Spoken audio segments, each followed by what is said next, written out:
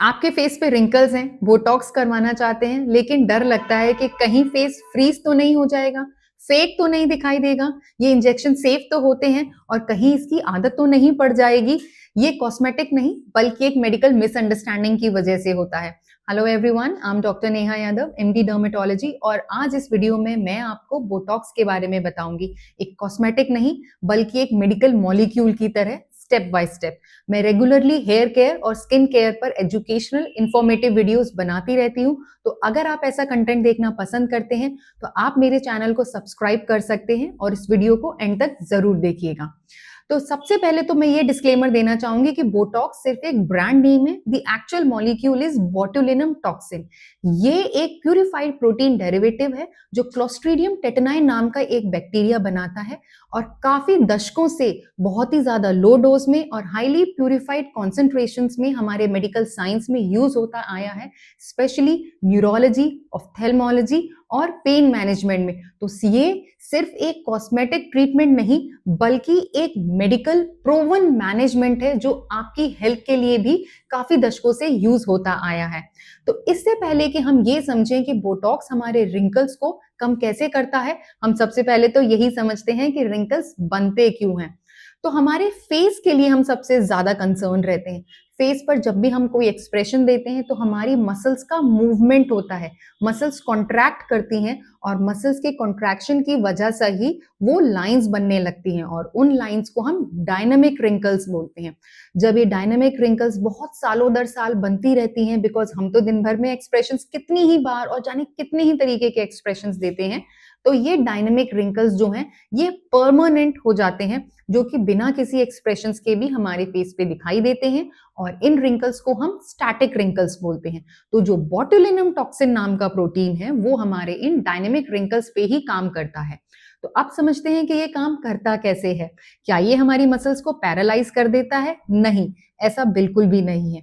ये हमारी मसल्स के न्यूरोमस्कुलर जंक्शंस पे काम करता है।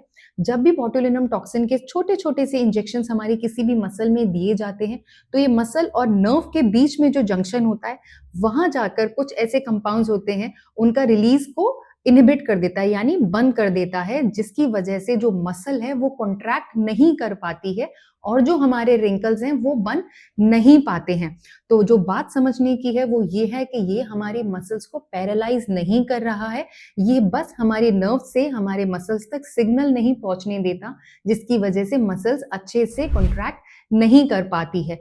और ये पूरी मसल को रिलैक्स नहीं करता, मसल के एक फ्रैक्शन ऑफ फाइबर्स को ही रिलैक्स करता है, यानी आपकी मसल अभी भी मूव कर रही है ताकि आप अपने एक्सप्रेशंस दे सकें, पर इतने स्ट्रॉन्ग नहीं होते कि आपके फेस पे लाइंस बन सके। लाइंस हैं ग्लैबुलर लाइंस जो कि यहाँ हमारी आईब्रोज के बीच में बनती हैं, फोरहेड लाइंस जो फोरहेड पे बनती हैं, क्रोइज फीट जो आईज के अराउंड बनती हैं, बनीज लाइन जो हमारे नोज पे बनती हैं, या फिर drooping of the angle of the mouth जो हमारे लिप्स का एंगल थोड़ा सा लटका हुआ होता है उसके लिए, डबल डिम्पल चिन के लिए जो हमारे चिन पर ऐसे ऐसे ऐसे डॉट से बने रहते हैं उनके लिए यूज होता है। इसके अलावा मेडिकल साइंस में हाइपर हाइड्रोसिस, अगर आपके हाथों पैरों में पसीना बहुत ज्यादा आता है या अंडर आर्म वाले एरिया में पसीना बहुत ज्यादा आता है तो उस हाइपर हाइड्रोसिस के ट्रीटमेंट के लिए भी बोटुलिनम टॉक्सिन यूज होता है।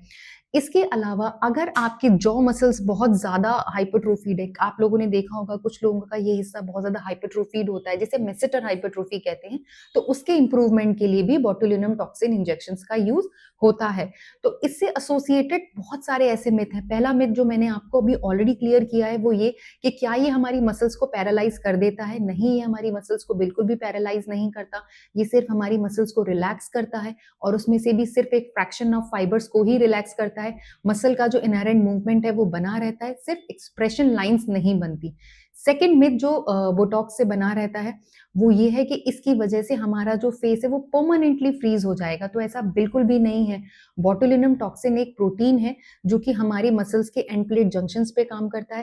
धीरे धीरे करके इसकी जो एक्टिविटी है, जो इसका इफेक्ट है वो फेड अवे होने लगता है और मैक्सिमम 4 to 6 मंथ्स तक हम इसका इफेक्ट देखते हैं। तो उसके बाद में आप देखेंगे कि धीरे धीरे आपकी एक्सप्रेशन लाइंस वापस आने लग गई हैं, यानी ये आपके फेस को परमानेंटली फ्रीज नहीं करता। थर्ड मिथ जो बहुत कॉमनली रहता है वो ये कि बोटॉक्स फिलर्स होते हैं। बोटॉक्स और फिलर्स दोनों ही हमारे रिंकल्स को सॉफ्टन करने के लिए यूज होते हैं, पर दोनों का जो मैकेनिज्म ऑफ एक्शन है एक्सट्रीमली डिफरेंट है। जो फिलर्स है वो हमारे फेस में जो गड्ढे हो रखे हैं, जो हॉलोनेस है, जो वॉल्यूम डेफिसिट है, बोन की जो कमी हो गई है, उसको फिल करने के लिए होता है और ये हमारी मसल्स पे काम नहीं करता। वहीं जो बोटुलिनम टॉक्सिन है वो हमारी मसल्स पे काम करके उनको रिलैक्स करने का काम करता है। एंड रिजल्ट भी दोनों का अलग होता है, क्योंकि अलग अलग तरीके से हमारे फेस के रिंकल्स को सॉफ्टन अप करता है। तो let me explain it to you कि लोग बोटॉक्स से नहीं डरते हैं, लोग बैड बोटॉक्स से डरते हैं। बैड बोटॉक्स यानी गलत तरीके से करा हुआ बोटॉक्स, जिसमें फेस एक्चुअल में फ्रीज हो सकता है। हमारे सोशल मीडिया पे भी हमारे इंजेक्टेबल ट्रीटमेंट्स को लेके कम फियर मॉन्गरिंग नहीं है कि इस सेलिब्रिटी ने कराया तो उसका फेस फ्रीज हो गया, उसको ये कॉम्प्लिकेशन हो गई और उस सेलिब्रिटी की तो डेथ ही हो गई। ये सारे जो डर हैं उसकी वजह से भी आम लोग इन सारे ट्रीटमेंट्स का फायदा नहीं उठा पाते हैं। तो किसी भी ट्रीटमेंट की वजह से उनकी डेथ नहीं होती, उसको गलत तरीके से करवाने की वजह से या उससे अनरियलिस्टिक एक्सपेक्टेशंस रखने की वजह से हो सकता है कि किसी को कॉम्प्लिकेशंस हो जाएं। तो हम ऐसा क्या करें कि हम ये बैड बोटॉक्स से बच सके। Always choose a qualified dermatologist, कि हम एक क्वालिफाइड डर्मेटोलॉजिस्ट से ही अपना ट्रीटमेंट कराएंगे। क्यों? क्योंकि बोटॉक्स जो है वो हमारी मसल्स पे काम करता है। तो जब तक किसी डॉक्टर को या किसी डर्मेटोलॉजिस्ट को हमारी मसल्स की एनाटमी की समझ नहीं होगी, वो मसल में स्ट्रेंथ कितनी है उसकी समझ नहीं होगी, उस मसल की प्लेसमेंट की वेरिएशन, क्योंकि कोई जरूरी नहीं है कि जो मसल आप में जिस जगह है वो 100% दूसरे व्यक्ति में भी उसी जगह हो। वो हो सकता है थोड़ा सा इधर हो, थोड़ा सा उधर हो। तो उस प्लेसमेंट को समझ पाना और उसके हिसाब से डोज को करेक्ट तरीके से इंजेक्ट कर पाना, ये सबसे ज्यादा इंपॉर्टेंट है। फोर्थ जो इंपॉर्टेंट चीज है वो है रियलिस्टिक एक्सपेक्टेशंस को सेट करना। कुछ लोग चाहते हैं कि उनके रिंकल्स बिल्कुल भी ना दिखाई दें। बोटॉक्स रिंकल्स को सॉफ्टन करने का ट्रीटमेंट है, रिंकल्स को इरेज करने का भी नहीं।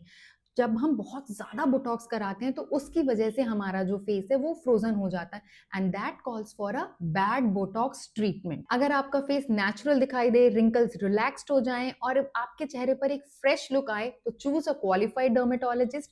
अपनी एक्सपेक्टेशन को रियलिस्टिकली सेट करिए, क्योंकि बोटॉक्स का मतलब आपको फेक दिखाना नहीं बल्कि आपकी एजिंग को ग्रेसफुल बनाना होता है।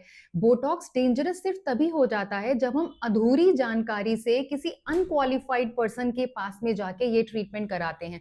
और जैसे ही हमारी जानकारी कंप्लीट हो जाती है तो सबसे पहले तो हमें अपने आप में ही कॉन्फिडेंस आ जाता है एक ट्रीटमेंट को लेके, और जब हमारी जानकारी पूरी होती है तो हम एक जानकारी वाले डॉक्टर को भी अच्छे से तलाश कर सकते हैं, वो डॉक्टर जो पूरी तरह से क्वालिफाइड है इस ट्रीटमेंट को कंडक्ट करने के लिए। तो अपना बोटॉक्स कराने का ट्रीटमेंट अंडरस्टैंडिंग से लीजिए, फियर से नहीं और गॉसिप से नहीं। अगर आपको ये वीडियो अच्छा लगा और इसने बोटुलिनम टॉक्सिन से रिलेटेड आपके मन में जो डर थे उनको थोड़ा सा भी कम कर पाया है, तो please like this video, share this with someone जिनको अभी भी बोटॉक्स से रिलेटेड बहुत सारे डर हैं, बहुत सारे भय हैं उनके मन में, and subscribe to my channel to get such informative videos regularly. Thank you.